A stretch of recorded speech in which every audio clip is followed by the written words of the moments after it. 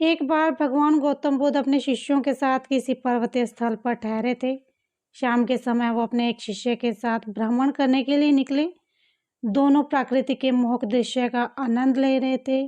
विशाल और मजबूत चट्टानों को देखकर शिष्य के भीतर उत्सुकता जगी। उसने भगवान गौतम बुद्ध से पूछा, इन चट्टानों में तो किसी का शासन नहीं होगा, क्योंकि ये तो अटल, अविचलित और कठोर हैं। शिष्य की बात सुनकर बुद्ध बोले कि नहीं, इन शक्तिशाली चट्टानों पर किसी का शासन है। लोहे के प्रहार से इन चट्टानों के टुकड़े टुकड़े हो जाते हैं। इस पर शिष्य बोले, तब तो लोहा शक्तिशाली हुआ। बुद्ध मुस्कुराए और बोले, नहीं, अग्नि अपने तप से लोहे का रूप परिवर्तित कर सकती है। धैर्यपूर्वक सुनने के पश्चात शिष्य बोला, तो अग्नि सबसे शक्तिशाली है।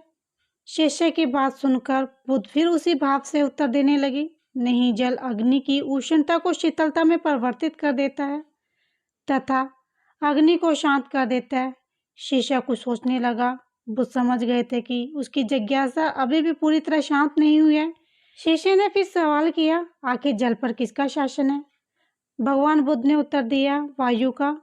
वायु का वेग जल की दिशा को बदल देता है। शिष्य कुछ कहता, इससे पहले ही बुद्ध ने कहा, अब तुम कहोगे पवन सबसे शक्तिशाली हुई। नहीं, पवन सबसे शक्तिशाली नहीं है। सबसे शक्तिशाली है मनुष्य की संकल्प शक्ति, क्योंकि इसी से पृथ्वी, जल, वायु, अग्नि इत्यादि को नियंत्रण में किया जा सकता है। जीवन में कोई भी महत्वपूर्ण कार्य संकल्प शक्ति के बगैर असंभव है।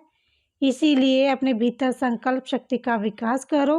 बुद्ध की इस कहानी से हमें ये सीख मिलती है कि अगर हम सफलता के साथ उन्नति पाना चाहते हैं तो उसके लिए हमें हमारी संकल्प शक्ति को मजबूत करना होगा।